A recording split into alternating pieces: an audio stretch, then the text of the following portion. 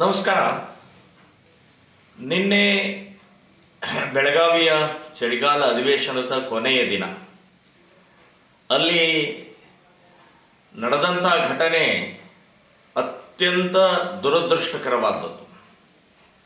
ಒಬ್ಬ MLC, ಜವಾಬ್ದಾರಿ ಇರುವಂಥ ಒಬ್ಬ ವ್ಯಕ್ತಿ, ಸಂವಿಧಾನಿಕವಾದಂಥ ಒಬ್ಬ ವ್ಯಕ್ತಿಗೆ ಕಾನೂನು ಬಾಹಿರವಾಗಿ, ಅಲ್ಲಿ ಯಾವುದೇ ಕಾನೂನನ್ನು ಪಾಲಿಸಿಲ್ಲ.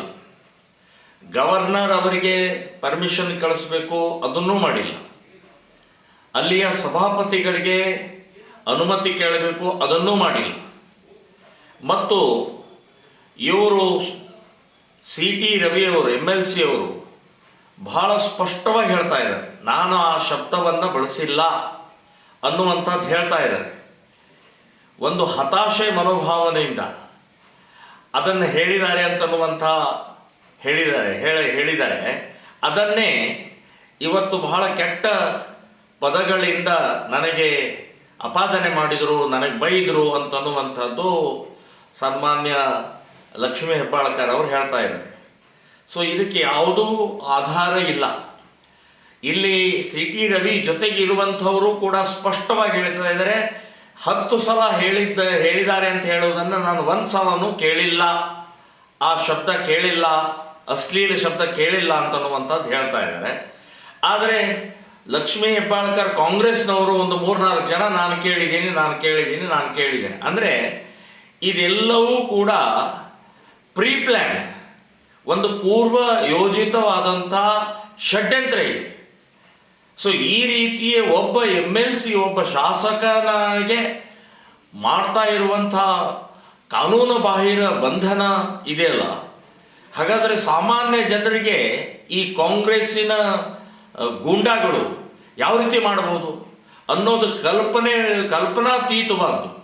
ಸೊ ಸಾಮಾನ್ಯ ಜನ ಅಂತಂದರೆ ಕಾಲು ಕೆಳಗಡೆ ಕಸ ಇದ್ದಾಗೆ ಅಂತನ್ನುವಂಥದ್ದು ಈ ಘಟನೆಯಿಂದ ಸಿದ್ಧ ಆಗತ್ತೆ. ಸೊ CT ರವಿ ಅವರು ವಿಧಾನಸಭೆಯಿಂದ ಅಲ್ಲಿಂದ ಹೊರಗಡೆ ಹೋಗಬೇಕಾದ್ರೂ ಕೂಡ ಅವ್ರ ಮೇಲೆ ಮಾರಣಾಂತಿಕ ಹಲ್ಲೆ ಮಾಡುವಂಥ ಪ್ರಯತ್ನ ಆಗಿದೆ. ಸೊ ಅವರು ಒಳಗಡೆ ಹೇಗೆ ಬಂದರು, ಅವರನ್ನು ಒಳಗಡೆ ಯಾರು ಬಿಟ್ಟರು, ಒಳಗಡೆ ಹೇಗೆ ಪ್ರವೇಶ ಮಾಡಿದರು? ಸೊ ಇದೆಲ್ಲವನ್ನು ನೋಡಿದರೆ ಅವ್ರ ಶಬ್ದಗಳು ಬಳಸಿದಂಥ, ಆ ಗುಂಡಾಗಳ ಶಬ್ದಗಳು ಬಳಸಿದಂಥದ್ದು ನೋಡಿದರೆ ಇವರು ಒಳಗಡೆ ಬಳಸಿದಕ್ಕಿಂತ ಇನ್ನೂ ಅತಿಯಾದಂಥ ಕೆಟ್ಟ ಪದಗಳನ್ನು ಬಳಸಿದ್ದಾರೆ. ಅದಂತೂ ರೆಕಾರ್ಡ್ ಇದೆ.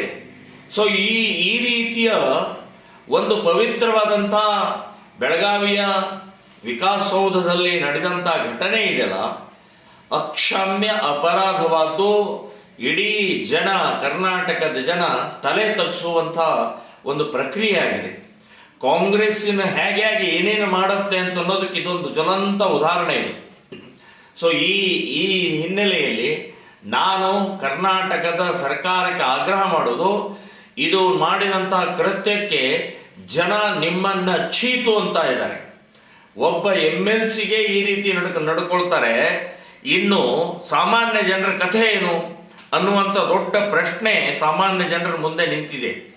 ಇನ್ನು ಬಂಧನ ಮಾಡಿ ಖಾನಾಪುರ ಪೊಲೀಸ್ ಸ್ಟೇಷನ್ದಲ್ಲಿ ತೊಗೊಂಡು ಹೋದಂಥ ಸಮಯದಲ್ಲಿ ಅಲ್ಲಿ ಅಡ್ವೊಕೇಟ್ ಬಂದಿದ್ದಾರೆ. ಸೊ ಅಡ್ವೊಕೇಟ್ ಕೂಡ ಭೇಟಿ ಕೊಟ್ಟಿಲ್ಲ. ಇದು ಕಾನೂನು ಬಾಹಿರನೇ. ಯಾರೇ ಇರಲಿ, ವಕೀಲರಿಗೆ, ಅಡ್ವೊಕೇಟ್ಗೆ ಭೇಟಿಗೆ ಅವಕಾಶ ಕೊಡಬೇಕು ಅಂತುವಂಥದ್ದು ಸುಪ್ರೀಂ ಕೋರ್ಟಿನ ಆರ್ಡರ್ ಇದೆ, ಅದನ್ನೂ ಉಲ್ಲಂಘಿಸಿದ್ದಾರೆ. ಅಂದರೆ ಇದೆಲ್ಲವೂ ಕೂಡ ಪೂರ್ವ ಯೋಜಿತವಾದಂಥ ಒಂದು ದೊಡ್ಡ ಷಡ್ಯಂತ್ರ ನಡೆದಿದೆ. ಇದನ್ನು ನಾನು ಖಂಡಿಸ್ತಾ ಇದ್ದೀನಿ, ವಿರೋಧಿಸ್ತಾ ಇದ್ದೀನಿ.